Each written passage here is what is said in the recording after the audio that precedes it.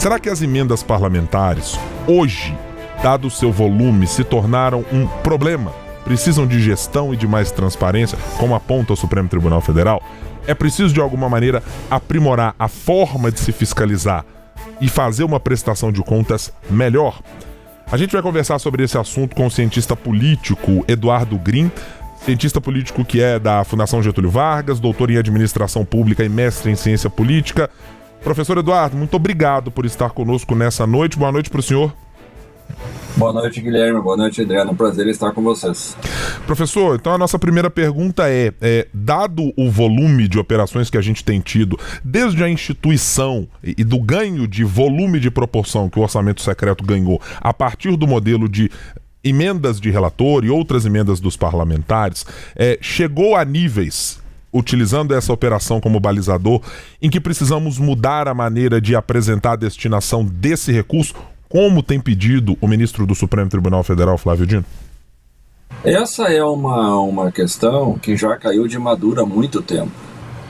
Eu diria que é inaceitável que parlamentares que foram eleitos em nome da sociedade e que, portanto, deveriam zelar pela Constituição Federal, Constituição essa que tem um artigo 37 que prima que todo o uso do recurso público deve ser transparente, deve se pautar pela economicidade e deve, portanto, prestar contas para a sociedade.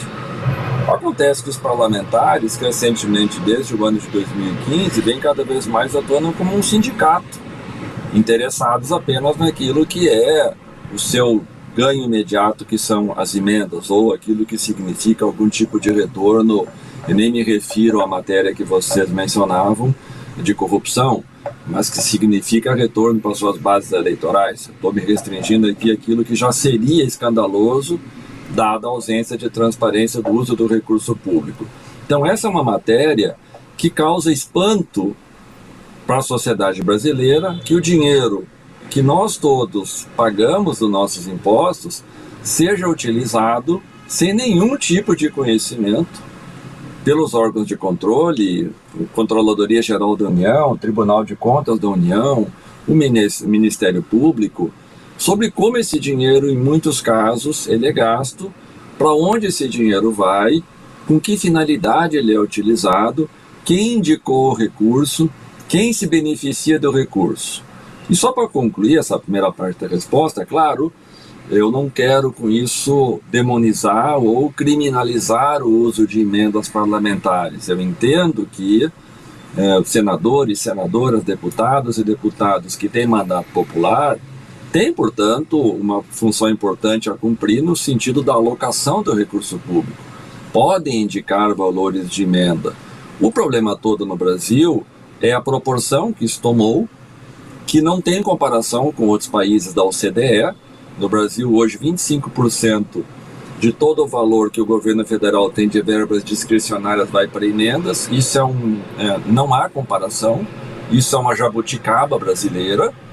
E a segunda questão é o processo com o qual isso foi, ano após ano, ao invés de aumentar a sua transparência e controle, foi caminhando na direção contrária, de aumentar o segredo, de aumentar a falta de transparência, e penalizando, portanto, a sociedade que não sabe como o recurso público vem sendo utilizado. Então, concluo dizendo que a medida do ministro Flávio Dino, ela não só é bem-vinda, como eu diria que o Supremo Tribunal Federal já entra atrasado nessa discussão, porque a moralização desse aspecto, que está também no artigo 37 da Constituição Brasileira, a moralidade com o uso do recurso público, deveria vir justamente de quem foi eleito para essa função, que são os parlamentares. Mas, infelizmente, no caso de algumas emendas, sobretudo as chamadas emendas de comissão, as emendas PIX, e mesmo nas emendas obrigatórias, que são aquelas individuais e de bancada, vem acontecendo aquilo que era previsível. Onde não há controle com recurso do dinheiro público, a probabilidade de nós termos aumento de casos de corrupção, más condutas e desvio de dinheiro, ele cresce na mesma proporção. Professor, eu trago aqui uma outra questão relacionada à governabilidade.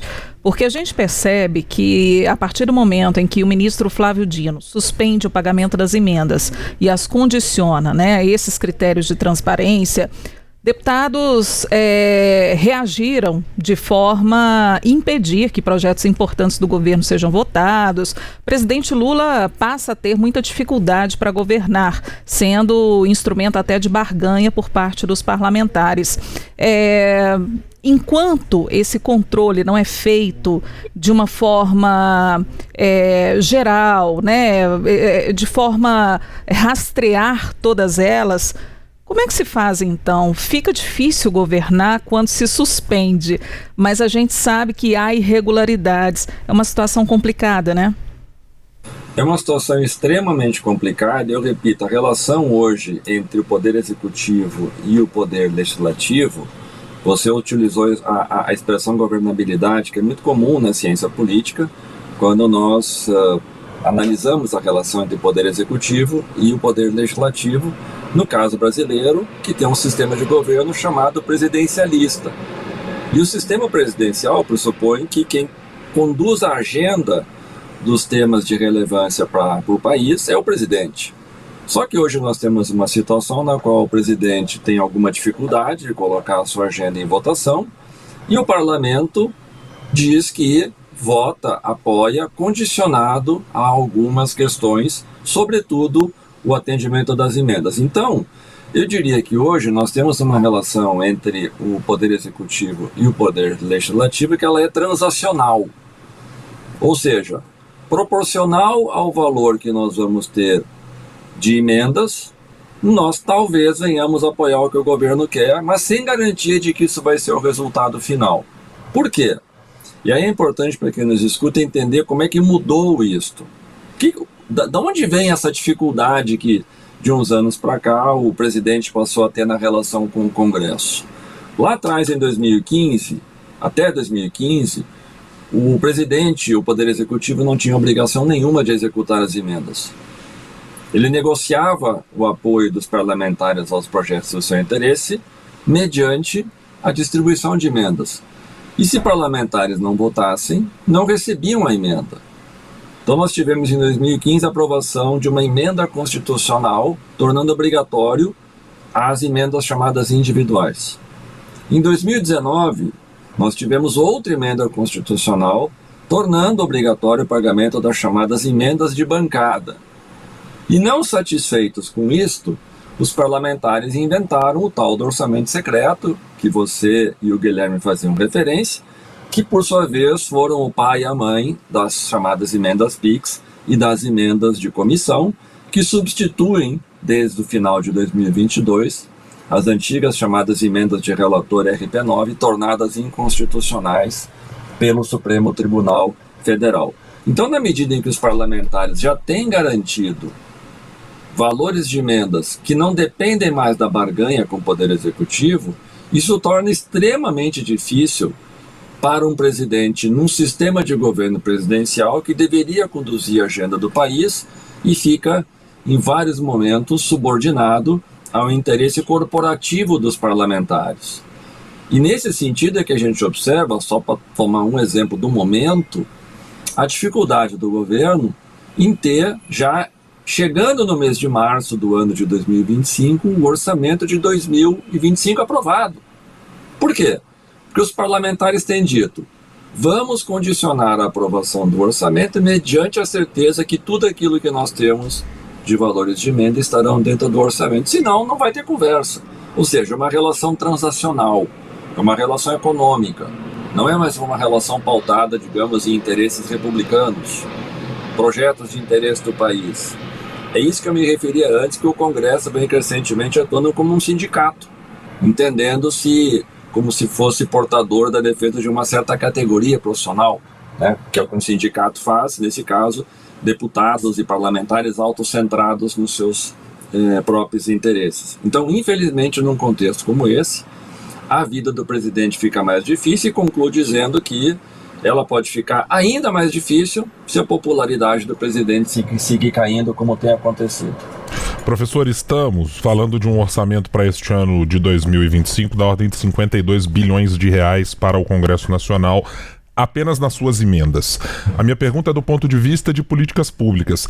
Os governos, o Poder Executivo, quando uma política pública vai mal e quando há aplicação de recursos, há a capacidade da sociedade, de maneira geral, pelos órgãos de transparência, Tribunal de Contas e outros, de se medir essa política pública, o alcance e os seus efeitos. O quanto perdemos, se na avaliação do senhor perdemos, ao utilizar esse recurso que poderia ser usado em políticas públicas, generalistas, ou de maneira geral, para alcançar boa parte da sociedade, destinando aos parlamentares, sob um argumento que a gente vê repetidamente ser ecoado por eles. Os deputados é que entendem o que acontece na ponta, nos municípios. Mas estamos perdendo potencialmente qualidade de mensurar e melhorar políticas públicas com o modelo de emendas que estamos usando? Guilherme, você já deu a resposta. Perdemos completamente. Política pública significa planejamento, significa políticas integradas, significa não duplicar recursos no mesmo território para políticas que poderiam ser potencializadas, que poderiam ser integradas nos seus objetivos. Então, a fragmentação do recurso público por meio das emendas, ela gera muitos prejuízos para a execução das ações governamentais de maneira mais sistematizada, de maneira mais organizada, de maneira a pensar que indicadores sociais têm que ser alterados por meio do uso do recurso público, que é sempre escasso. Então, esse modelo de emendas fragmentadas, ele tem uma finalidade que é eleitoral. Porque cada deputado e cada deputada atende aquilo que é prioritariamente a sua base eleitoral. E só para encerrar, dando um exemplo disto, já há estudos mostrando que em cidades que convivem no mesmo território, mas cujo deputado ou a deputada ele tem mais votos numa cidade cujo índice de desenvolvimento humano é maior do que cidades ao lado, cujo índice de desenvolvimento humano é menor, pois essas que deveriam ser objeto de receber mais recurso público não recebem, em muitos casos. Porque o deputado e a deputada não tem voto lá. Então nós vamos ampliando, inclusive, desigualdades com o uso desse recurso, porque a principal finalidade dele é fazer disso uma alavanca para potencializar a reeleição, sobretudo. E para finalizar, isso gera, inclusive, desigualdade na competição eleitoral. Porque o parlamentar ele tem o uso do fundo partidário, ele tem o valor do fundo eleitoral de campanha e ele ainda tem o valor das emendas. Ou seja, a chance que nós temos de ir perpetuando uma elite política no Congresso, ela é muito grande, dada a desigualdade da competição. Então nós temos uma série de distorções que esse modelo gera e que penalizam a sociedade brasileira de uma maneira muito ruim, sobretudo num país como o nosso, com tantas carências sociais, tantas demandas, né, e com dinheiro público muito curto para dar conta de tudo que a população e a sociedade necessita. Professor da Fundação Getúlio Vargas, Eduardo Green, ele que é doutor em administração pública, mestre em ciência política, professor está com horário contado, né, professor? A gente precisa te liberar, mas mesmo assim já agradecemos, tá? Pela disponibilidade, pela gentileza em falar com os nossos espectadores, em falar conosco a respeito desse tema tão importante, e a gente se encontra em outras vezes. Muito obrigado, Adriana, muito obrigado, Guilherme. Boa noite, é um prazer estar com vocês. Agora, 19 horas e 19 minutos, nós preparamos para você um material ilustrativo com alguns trechos da decisão do ministro Flávio Dino, que autorizou a operação desta quinta-feira. Então vamos lá. De acordo com o ministro, o único objetivo de participantes deste esquema era captar recursos através de indicação de emendas parlamentares, tendo como contrapartida o pagamento de uma comissão de 6% sobre o valor captado.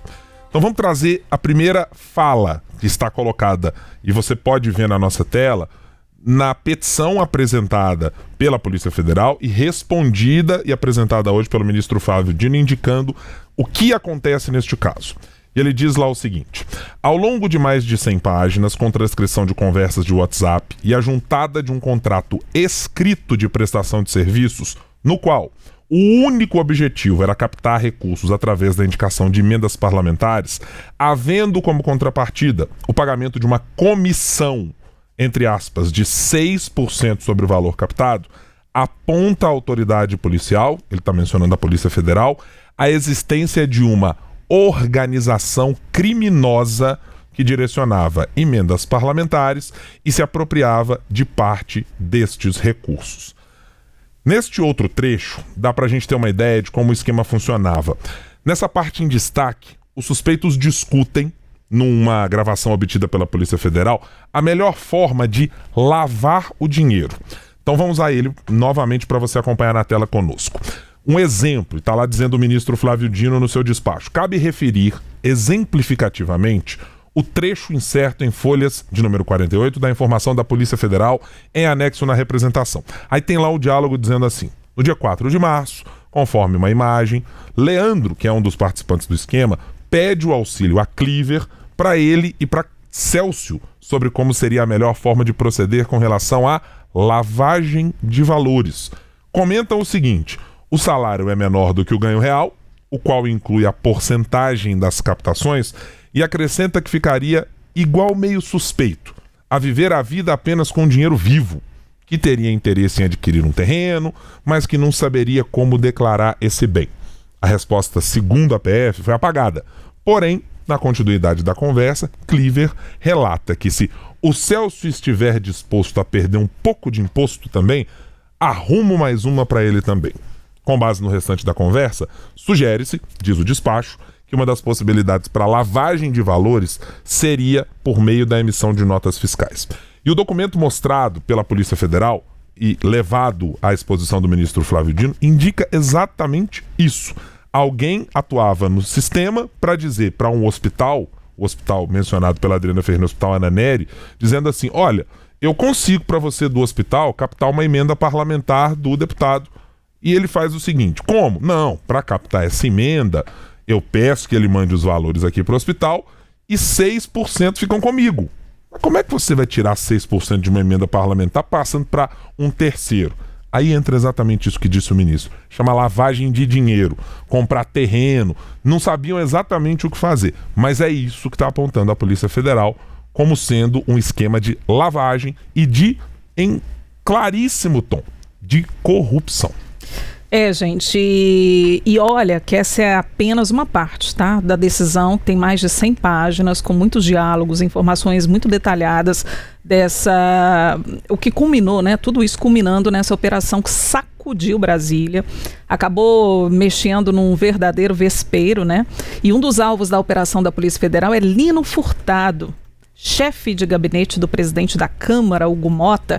O parlamentar é citado no inquérito, mas não sofreu buscas. Se a gente fala em Brasília, a gente vai direto para lá conversar com a nossa editora de política, Larissa Arantes. Agora, Larissa, como que o presidente da Câmara, Hugo Mota, acabou recebendo essa notícia, essa operação? Foi uma tarde de muitas reuniões, né? Boa noite para você, bem-vinda. Ei, Dri, muito boa noite para você, boa noite para o Guilherme, para todo mundo que está nos acompanhando. Estava, inclusive, me atualizando aqui, porque hoje cedo o presidente da Câmara, o deputado Hugo Mota, foi questionado sobre esse assunto, sobre a operação, e disse que iria se reunir com o deputado para que pudesse discutir a situação e que essa reunião iria acontecer até o final do dia de hoje. Essa reunião com o deputado Afonso Mota, do PDT do Rio Grande do Sul, né, em relação ao chefe de gabinete de Afonso Mota, que essa operação acabou acontecendo. E aí, Adriana, há pouco essa reunião lá na Câmara, no gabinete da presidência da Câmara, essa reunião aconteceu, inclusive a nossa repórter setorista de Congresso, a Lara Alves, me atualizava aqui do que foi dito pelo deputado Afonso Mota depois dessa reunião com o presidente da Câmara, o Hugo Mota. Bom, inclusive consegui ouvir aqui uma partezinha do trecho dessa conversa com os jornalistas, né? Esse bate-papo ali no final da reunião, e fiz um pequeno resumo aqui. Lara Alves me ajudou nessa missão, e ele diz o seguinte, vamos abrindo aspas aqui: eu estou preocupado e sensibilizado pelo fato de que é inadmissível uma circunstância como essa, que de certa forma atinge meu mandato. Isso é uma fala do deputado Afonso Mota, tá? Que atinge meu mandato, muito mais do que a questão pessoal, é um mandato que fica limitado, recebe uma espécie de censura, de uma crítica, e isso é muito importante para quem está aqui por princípio, que acredita no processo do parlamento e dos parlamentares. Então, ele faz essa menção ali ao que aconteceu. Por quê? Porque a operação está focada no chefe de gabinete dele. Toda essa questão acaba ocorrendo em relação ao chefe de gabinete. E aí, um pequeno resumo também, ele disse que o presidente da Câmara, Hugo Mota, demonstrou ali solidariedade, disse que não... o Afonso Mota também disse que não acredita no envolvimento do chefe de gabinete, que morava com ele, inclusive, no apartamento funcional, que é aquele apartamento que a Câmara destina aos deputados para que eles possam, né, ter uma residência aqui em Brasília, mas que vai demiti-lo após a investigação se comprovar da participação dele no esquema e que eles trabalham juntos há 15 anos. Então, gente, o que a gente percebe, inclusive, é uma postura diferente do que o que a gente tem visto nas últimas gestões da Câmara dos Deputados, em relação ao que fez hoje o presidente da Câmara, Hugo Mota, né? Ele adota um tom de cautela, claro, um tom de cautela que já vinha sendo adotado por outros presidentes, mas ele se coloca ali para uma reunião com o deputado. Isso tem um peso simbólico, isso tem um peso político muito grande, principalmente para o deputado, uma vez que é o chefe de gabinete dele, né, que é citado, portanto, nessa operação, mas que se trata do gabinete dele. Então, atinge diretamente, mas que tem um peso simbólico, um peso político muito grande essa reunião entre os dois. Então, agora é aguardar também para ver como que as investigações vão ocorrer nas próximas semanas, porque, claro, novos elementos vão surgindo e a gente também vai ter outras manifestações em relação a isso. Mas sempre que uma operação da PF atinge algum deputado, algum senador, algum gabinete específico, uma equipe ali de parlamentar, uma equipe dos parlamentares, alguém, um integrante da equipe de trabalho dos parlamentares, é muito difícil você ver as pessoas, os outros parlamentares, ainda que sejam de oposição, ainda que não estejam no mesmo espectro ideológico, você vê ali eles criticando ou fazendo realmente uma sinalização mais enfática, né? Porque não se sabe ali o dia de amanhã. Então, essa postura a gente pode resumir no que a gente viu, tanto no gesto de marcar a reunião, quanto da fala de hoje cedo do presidente da Câmara, o deputado Hugo Mota, pessoal. A esperança principal é de que não haja, neste caso, o mesmo corporativismo que a gente já viu em outras oportunidades por parte do Parlamento Brasileiro. Em especial quando a gente olha para as comissões de ética, que são, mais do que lenientes com condutas historicamente condenáveis dos deputados, que vão desde ofensas entre eles, declarações aqui ou acolá, quanto a outros casos mais graves, né? Podemos mencionar aí vários que passaram recentemente pela casa e que sempre encontraram algum tipo de complacência da parte dos parlamentares. É preciso, evidentemente, dar aqui o benefício da dúvida para o deputado Afonso Mota, do PDT do Rio Grande do Sul, de que, apesar de ser um integrante do gabinete dele, não dá para ter garantias de que ele era absolutamente ciente de todo o sistema que se passava, né? Do que está apontando a Polícia Federal. O que também não o absolve por antecipação. Não dá também para dizer que ele não soubesse de nada e que não tenha nenhuma relação com isso. Só há uma maneira de esclarecer esse ponto. Deixar que a Polícia Federal aprofunde as investigações, que tome os depoimentos dessas pessoas, inclusive do deputado, e que garanta a ele o direito de se apresentar com base na robustez de provas que há até agora.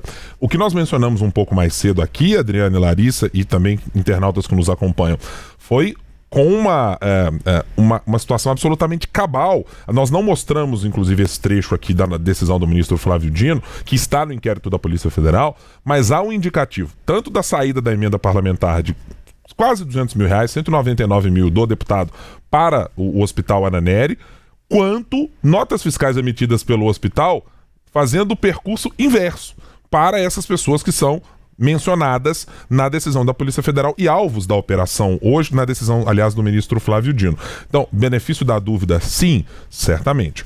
Agora, tem um segundo ponto que me chama muita atenção, Adriana e Larissa, e internautas conosco, que é como o Congresso Nacional sabedor do quão poderoso é ter emendas parlamentares neste volume. Estamos falando de 52 bilhões de reais aprovados do orçamento de 2024 para serem executados nesse ano de 2025. E com o grau de transparência deste tamanhozinho, como tem sido apontado pelo ministro Flávio Dino, é que num cenário em que já temos não apenas esta operação de hoje, mas a operação que já na última semana também indicou lá o famoso rei do lixo, com contratos utilizando o mesmo sistema de emendas parlamentares e outros aí, outras derivações dentro das prefeituras, que o Congresso Nacional não tenha acendido, não é nem a luz amarela, é que não tenha colocado uma luz vermelha e botado o pé no freio dessa conversa, que não tenha estabelecido ou não tenha ido ao Supremo Tribunal Federal dizer, gente, vamos colocar parâmetros minimamente decentes para tratar dinheiro público nessa conversa, porque, bom, aí os parlamentares vão ter uma escolha para fazer. Eles vão querer utilizar o recurso à torto e à direito nas cidades, nos municípios, da maneira que quiserem, mas também vão querer o risco de serem os parlamentares que podem cair em situações como a de hoje.